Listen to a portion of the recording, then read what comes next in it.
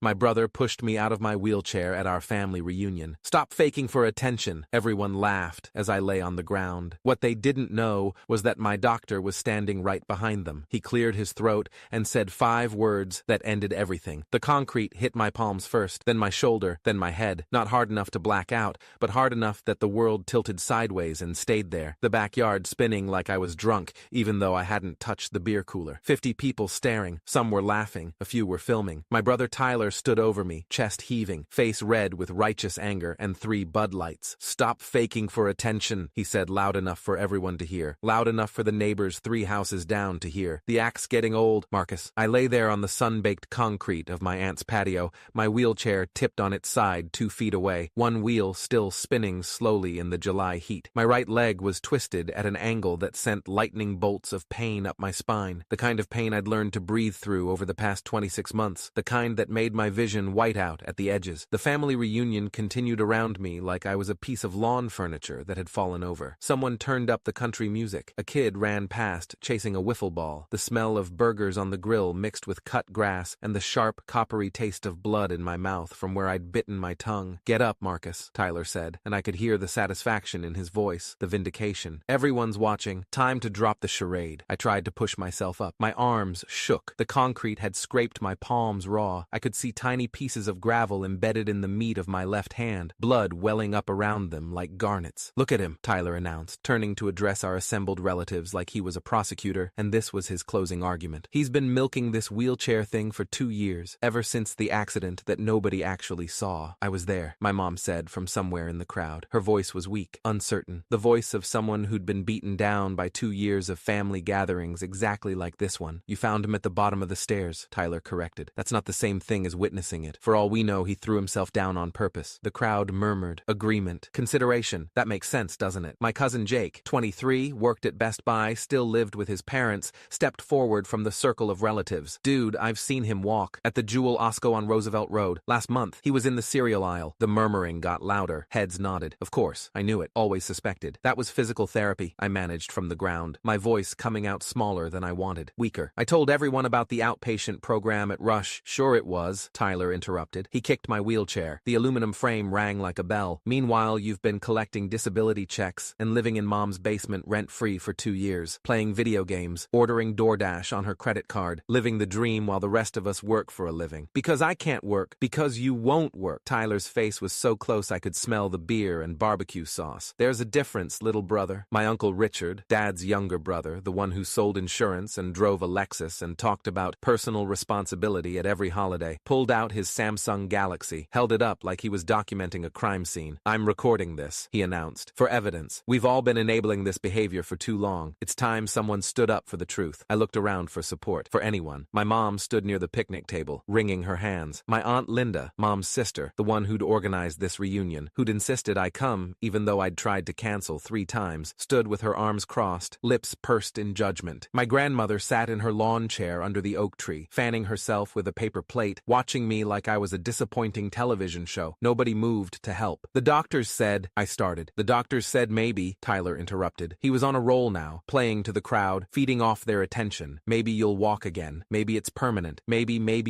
You've been dining out on maybe for 24 months, while Mom bankrupts herself trying to fix you. He does look awfully comfortable in that chair," my grandmother said, loud enough for everyone to hear. "Like he's been practicing. Because I'm in it 12 hours a day. By choice." Tyler grabbed my wallet from my jacket pocket where I'd fallen, held it up like evidence, opened it. "See this? Disability card. $837 a month. Plus, Mom pays for everything else. Rent, food, medical supplies, special equipment. I have medical bills." My throat was closing up. My hands were shaking, and it wasn't just from the fall. "You have excuses." He threw my wallet at me. It hit my chest and fell open, my driver's license staring up at me. The photo from before, when I could stand for the DMV camera without support. "The gravy train ends today, Marcus. Right here, right now." The crowd started clapping, actually clapping, like Tyler had just delivered the speech from a sports movie about overcoming adversity through sheer determination and refusing to quit. "Tyler, that's enough." Mom finally stepped forward, but her voice had no force behind it. She sounded like she was asking permission, not giving orders. "No, Mom. He's bleeding you dry." Tyler's voice softened when he talked to her, went gentle and concerned. "Physical therapy 3 times a week, special equipment, that modified van you bought. You took out a second mortgage for him, on a house you've lived in for 30 years. You're 62 years old and you'll be paying that off until you're 80. Mom's face face went red. She didn't deny it. I hadn't known about the second mortgage. I didn't ask her to, I said. You didn't stop her either. Tyler pointed at me, his finger like a weapon. You just kept taking, kept bleeding her dry, kept playing the victim while everyone else sacrificed for you. He crouched down, got right in my face. Stand up right now, he said quietly, or I'm calling the police for disability fraud, insurance fraud, whatever fraud applies. You'll go to jail, Marcus. And honestly, that might be better for everyone. I can't. The pain in my leg was getting worse. The kind of pain that meant I'd torn something, displaced something, damaged something that was going to cost thousands of dollars and weeks of additional therapy to fix. Stand up! The entire family started chanting.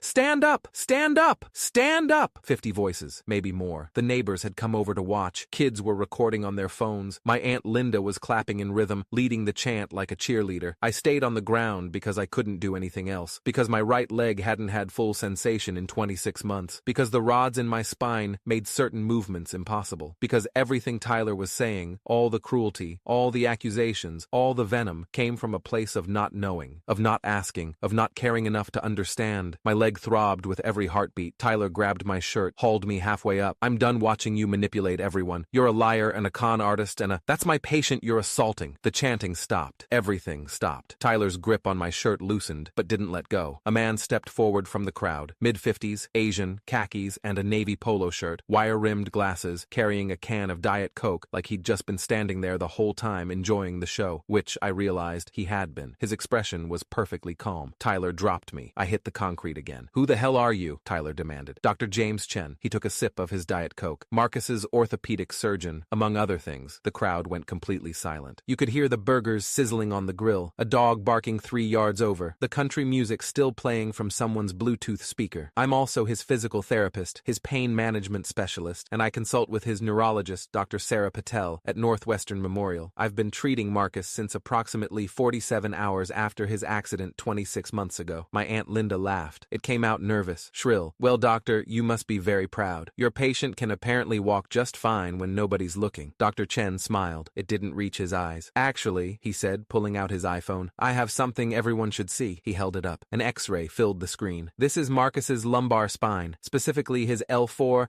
and L5 vertebrae. He zoomed in with 2 fingers. See these metal rods? 4 of them. And these screws? 14 total. That's from his spinal fusion surgery, performed by me 14 months ago at Rush University Medical Center. The surgery took 7 hours. The recovery took 6 months. Nobody spoke. Tyler had gone very still. The reason Marcus can stand during physical therapy sessions is because we're systematically training his body to handle short distances with a walker. Currently, he can manage approximately 47 meters before the nerve damage causes pain severe enough to require immediate rest. That's about 5 minutes of mobility. After that, the damaged nerves begin firing incorrectly, and he experiences what we call neuropathic pain. Imagine someone driving nails into your leg while simultaneously shocking you with a cattle prod. He swiped to another image. Here's his sciatic nerve, right side. See this area here? He pointed to a place on the screen that looked darker, damaged. That's permanent nerve damage from the fall. It's why his right leg has limited proprioception. That's the ability to sense where your body is in space, and why he can't bear significant weight for extended periods. The nerve misfires. Sometimes his leg just gives out. No warning. My cousin Jake had backed away from the circle, disappeared toward the house. The orthotic brace he wears, the one that costs $4,000 and isn't fully covered by insurance, provides stability. But it's not a cure. There is no cure. This is his life now. Dr. Chen's voice remained perfectly level, clinical. Every day is painful. Every step is uncertain. Every moment in that wheelchair is a reminder of what he's lost. He looked directly at Tyler. But sure, he's faking. Dr. Chen held his phone higher so everyone could see. Then he swiped again. This is a video I recorded approximately 7 minutes ago, starting from when I arrived at this lovely family gathering. He pressed play. Tyler's voice came through the speaker. Stop faking for attention. The sound of me hitting the concrete, the laughter, the chanting, all of it. Dr. Chen let it play for 30 seconds, then stopped it. I recorded everything, he said calmly. The assault, the verbal abuse, the crowd participation, the public humiliation of a disabled man by his own family. He looked at my Uncle Richard. You're not the only one gathering evidence today, Richard. Uncle Richard's phone was still up, still recording. His hand was shaking now. Tyler stumbled backward, hit the picnic table. We all thought, the evidence seemed, you thought wrong. Dr. Chen's voice went cold. You didn't think at all. You didn't ask questions. You didn't request medical records. You didn't consult with his doctors. You didn't bother to understand what your brother has been enduring for over 2 years. You just assumed he was lying because it was easier than accepting that sometimes terrible things happen to good people and there's no one to blame. He knelt beside me with a practiced ease that came from years of treating patients. Can you move, Marcus? Marcus. I nodded. Barely. Rate your pain. 1 to 10. 8, I whispered. Maybe 9. He examined my leg with gentle, professional hands, felt along the knee, the ankle. His expression darkened. Possible ligament damage. We'll need imaging. He looked up at the crowd. Someone get his wheelchair. Now. My mom moved first. She righted the chair, wheeled it over. She was crying silently, tears streaming down her face, not making a sound. Dr. Chen helped me back into the chair with the kind of careful precision that comes from doing this 1,000 times before. His hands were gentle, competent. The crowd stood frozen. Some were crying now. Most stared at their feet. My grandmother had stopped fanning herself. Dr. Chen straightened up and addressed the entire gathering. I came here today because Marcus asked me to. His voice carried across the yard. He knew this confrontation was coming. He's heard the whispers, seen the looks. His brother has been building to this for months. The Facebook posts questioning his disability, the comments at Christmas, the jokes at Easter about how convenient his condition is. Tyler's mouth opened. No sound came out. Marcus wanted me here because he knew his family didn't believe him, and he was right. Dr. Chen looked around at every single person. So he asked me, his doctor, his surgeon, the man who cut open his back and installed metal in his spine to keep him from becoming paralyzed, to attend this reunion, to watch, to document. He pulled a business card from his wallet, handed it to Tyler. That's my lawyer's contact information. Her name is Jennifer Wu. She's a partner at Kirkland & Ellis, specializes in disability rights litigation. I'll be filing a police report tomorrow for assault of a disabled person, along with a civil lawsuit for battery, assault, and intentional infliction of emotional distress. Tyler stared at the business card like it might bite him. My testimony as his treating physician will be, I suspect, fairly compelling in court. I have complete documentation of his injuries, his surgeries, his therapy progress. I have notes from every appointment. I have the x-rays, the MRIs, the nerve conduction studies. I have 2 years of medical evidence that proves beyond any doubt that Marcus is disabled. He turned to Uncle Richard. I also have your video, the one you recorded for evidence. Thank you for that. It shows conspiracy to intimidate a disabled person, possible fraud accusations made without basis, group harassment. That video is now part of my evidence file. Uncle Richard's face had gone gray. Dr. Chen addressed the entire crowd again. Everyone who participated in that chant is on camera. Everyone who laughed, everyone who filmed this on their phones, everyone who stood by and watched while a disabled man was assaulted and humiliated by his own brother. He paused. I wonder how that's going to play in court or on the news, because this story, a disabled veteran, yes, Marcus served 4 years in the National Guard before his accident, assaulted by his family at a reunion because they thought he was faking. That's the kind of story that local news stations love. He's not a veteran, Tyler started. Army National Guard, 2016 to 2020, honorable discharge. Medical records are part of the VA system, which makes this a potential federal case. Dr. Chen's smile was razor sharp. Did you know assaulting a disabled veteran can carry enhanced penalties? I didn't either until my lawyer explained it to me last week when Marcus asked me to attend this gathering. Dead silence. The burgers were burning on the grill. Nobody moved to flip them. Dr. Chen handed me my wallet, which was still lying on the concrete. Then he moved behind my wheelchair and gripped the handles. We're leaving now, he said. Marcus has an appointment at the ER, which I'll be documenting as assault-related injuries. The medical bills will be attached to the civil suit. His orthotic brace is damaged. That's another $4,000. His wheelchair has a bent frame. $3,000 more. We'll add it all up. He started pushing me toward the driveway. Behind us, 50 family members stood in that same circle. The same people who'd chanted for me to stand up, who'd called me a liar, who'd applauded my brother for assaulting me, realizing that the nephew they'd just humiliated for faking his disability had just recorded every single one of them committing multiple crimes. Wait, Tyler's voice cracked. Wait, Marcus, I'm sorry. I didn't know. We didn't know. I didn't turn around. Dr. Chen kept pushing. Marcus, please. We reached the van, the modified Honda Odyssey with the wheelchair ramp that my mom had indeed taken out a second mortgage to buy. Dr. Chen helped me into the passenger seat with practiced efficiency, then collapsed the wheelchair and stored it in the back. He got in the driver's seat, started the engine. Tyler ran up to my window, banged on it. Marcus, please, I'm sorry. I looked at him through the glass, at my brother who I'd shared a bedroom with for 15 years, who'd taught me how to ride a bike, who'd been my best man at my wedding before the divorce, who'd just pushed me out of my wheelchair in front of our entire extended family because he'd decided I was faking. I rolled down the window 2 inches. You want to know the worst part? I said quietly. Tyler nodded desperately. I called you 3 times after my surgery, left voicemails, sent texts, invited you to doctor's appointments so you could hear the prognosis directly. You never responded. You decided I was lying without ever asking for proof. You chose to believe I was a con artist instead of believing I was hurt. I just thought, no, I said. You didn't think. That's the problem. I rolled up the window. Dr. Chen pulled out of the driveway. The emergency room at Northwestern Memorial was busy for a Sunday evening. Dr. Bio Chen walked me through triage, spoke with the attending physician, Dr. Rebecca Martinez, whom he apparently knew from medical conferences, and got me into an exam room within 20 minutes. The x-rays showed a torn torn lateral collateral ligament in my right knee. Another surgery scheduled for Wednesday. Another 6 weeks of recovery. Another setback in the slow, agonizing process of trying to reclaim some fraction of my mobility. Dr. Chen sat with me while we waited for the orthopedic specialist to review the scans. "Why did you really come today?" I asked. He was quiet for a moment. "Because I've treated patients with spinal injuries for 27 years, he finally said, and I've watched families destroy themselves over it, watched them fracture, watched caregivers burn out, watched disabled patients get abandoned because it's easier to believe they're faking than to accept that life is random and cruel, and sometimes there's no villain to blame. So you came to help me prove them wrong. I came to document the truth." He adjusted his glasses. "What they do with that truth is their choice, but at least now they can't claim ignorance." The police report was filed Monday morning. Detective Luis Gonzalez from the Northbrook Police Department, 23 years on the force, handled assault cases, called me Tuesday afternoon. "Mr. Thompson, I've reviewed the video evidence, Dr. Chen's statement, the medical records. This is pretty clear-cut. Your brother pushed you out of your wheelchair, causing additional injury. That's aggravated battery against a disabled person. Class 2 felony. What happens now? We'll issue a warrant. He'll be arrested, probably arraigned within 48 hours. Given the circumstances and the video evidence, the state's attorney will likely press charges even if you don't want to pursue it." I stopped. "I don't know what I want." "You don't have to decide now,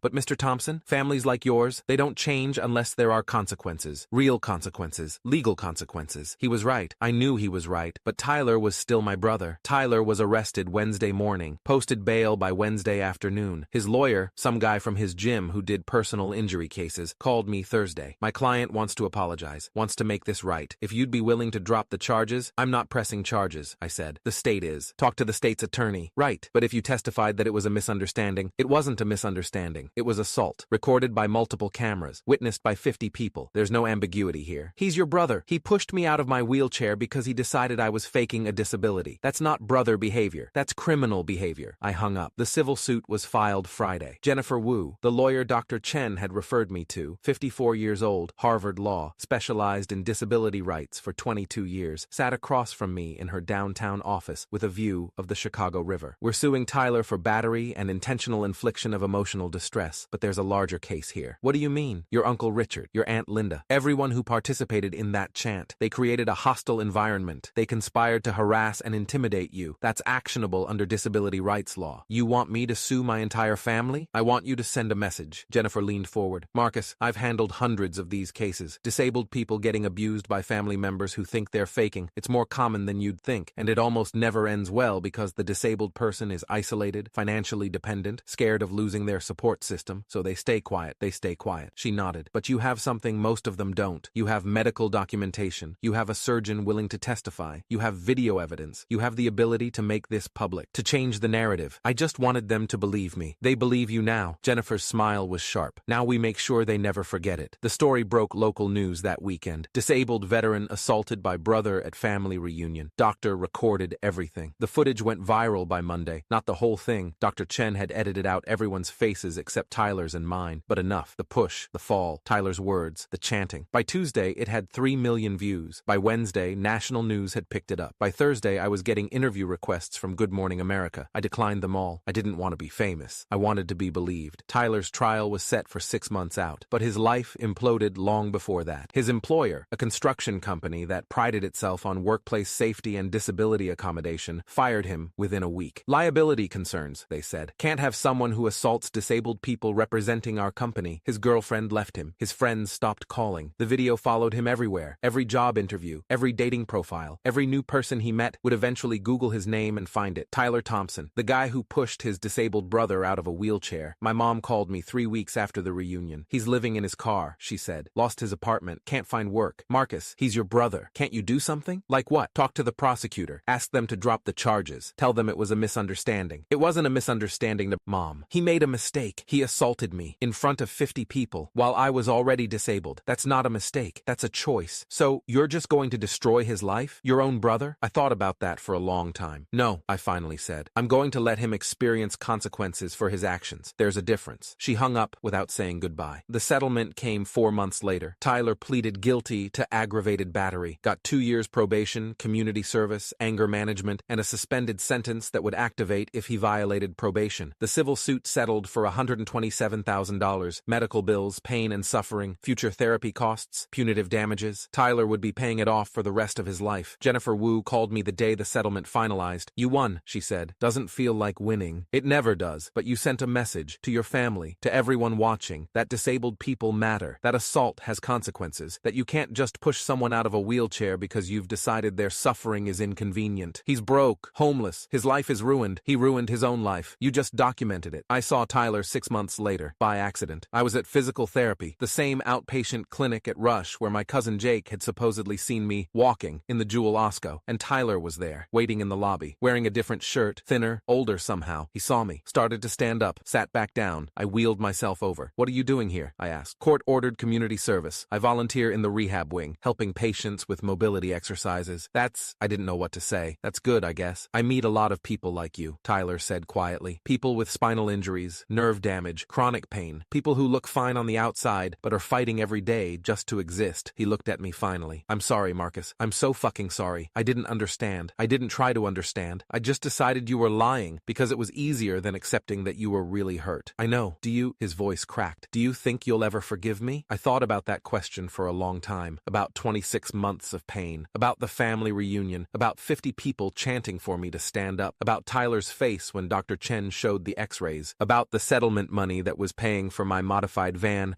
and my medical bills and my future, about my brother living in his car because he'd assaulted me. "I don't know," I finally said. "Ask me again in a year." Tyler nodded. "That's fair." A year later, Tyler asked me again. We were at a different physical therapy clinic, one in Evanston where I'd transferred for specialized nerve stimulation treatment. Tyler had moved there too, was working as a paid aide now, had an apartment, was rebuilding his life brick by brick. "Do you forgive me?" he asked. And this time, I knew the answer. "I forgive you for not understanding, for not asking questions, for believing I was lying without proof." I looked at him. "I don't forgive you for pushing me out of that wheelchair, for humiliating me in front of our family, for choosing cruelty when you could have chosen compassion. I'm not sure I'll ever forgive you for that." Tyler nodded slowly. "That's fair too. But," I continued, "I see you trying. I see you working with other patients. I see you learning. I see you becoming someone who understands what I've been living with. That matters. Does it change anything? It changes everything. You're not the same person who pushed me. I'm not the same person who got pushed. We're both different now. Better? Different." I started wheeling toward the exit. But maybe different is enough. 2 years after the reunion, I got invited to speak at a disability rights conference in Springfield. Dr. Chen had recommended me. The organizers wanted to hear about my experience, about family members who don't believe, about the importance of documentation, about fighting back. I almost said no. Then I thought about all the people sitting in wheelchairs right now, dealing with families who think they're faking, who are facing the same skepticism, the same cruelty, the same isolation. So I said yes. The speech lasted 20 minutes. I told them everything. The fall down the stairs, the surgery, the months of therapy, the family reunion, Tyler pushing me, Dr. Chen stepping forward with evidence, the aftermath. When I finished, the room was silent. Then someone started clapping. Then everyone was standing, those who could stand, and the applause filled the convention center like thunder. After, a woman in her 30s approached me. She was in a wheelchair too. "Multiple sclerosis," she said. "My family thinks I'm faking," she told me. "They say MS isn't real, that I'm just depressed, that I need to try harder." "Do you have medical documentation?" 3 neurologists, brain scans, everything. "Show them, make them look, make them understand that their ignorance is not your burden to carry." She started crying. "What if they still don't believe?" "Then you document it," I said, "and you protect yourself, because you matter. Your pain matters. Your disability matters. And anyone who can't accept that doesn't deserve access to you." She hugged me, held on for a long time. When she pulled back, she said, "Thank you for fighting back, for showing us it's possible." 3 years after the reunion, my mom called. "The family wants to have another gathering," she said carefully. "Thanksgiving, small, just immediate family. Tyler will be there. We're hoping you might come. Will anyone apologize?" Silence. That's what I thought. "Marcus, they feel terrible about what happened. Feeling terrible isn't the same as apologizing, isn't the same as acknowledging what they did, isn't the same as changing. Can't you just—" "No," I said firmly. "I can't just get over it. I can't just move on. I can't just pretend it didn't happen because it's uncomfortable for everyone else. They destroyed me in front of 50 people. They called me a liar and a con artist and a burden. They chanted for me to stand up. They filmed it and laughed. And now they want me to come to Thanksgiving like nothing happened? So you're saying no?" "I'm saying they need to apologize. Really apologize. Specifically. For specific things. Not a blanket. We're sorry if we hurt you. But I'm sorry I chanted. I'm sorry I laughed. I'm sorry I called you a liar. I'm sorry I filmed you on the ground. I'm sorry I didn't help you. Every single person who participated owes me that. That's a lot to ask. It's the minimum to ask." My voice was steady. "I was their family too. They were supposed to protect me. Instead, they attacked me. If they can't own that, if they can't apologize for it, then they haven't changed. And I have no interest in sitting at a table with people who think my disability is negotiable." Mom was quiet for a long time. "I'll tell tell them, she finally said. 3 people apologized, out of 50. My Aunt Karen, not Linda, different aunt, the one who'd stood in the back crying during the chanting. She sent a handwritten letter, 5 pages, detailed, specific, explaining what she'd failed to do, why she'd failed, what she'd learned since. My cousin Sarah, Jake's younger sister, she was 16 at the time, hadn't participated, sent me a card and a donation to the disability rights organization I now volunteered with. And Tyler showed up at my apartment on a Tuesday afternoon, no warning, just knocked on the door. I answered. He stood there with a folder in his hands. I've been working with Dr. Chen, he said without preamble, learning about spinal injuries, nerve damage, chronic pain management. I've been volunteering at Rush for 2 years now, doing mobility exercises with patients, learning their stories. He held out the folder. These are letters from 12 people I've worked with, people like you, people I've helped. They all agreed to let me show you. I wanted you to see that I've changed, that I understand now, that I've spent 2 years trying to become someone worthy of your forgiveness. I took the folder, didn't open it yet. I'm sorry I pushed you out of your wheelchair, Tyler continued, and his voice cracked. I'm sorry I called you a liar. I'm sorry I led that chant. I'm sorry I chose cruelty over compassion. I'm sorry I didn't believe you. I'm sorry I didn't ask questions.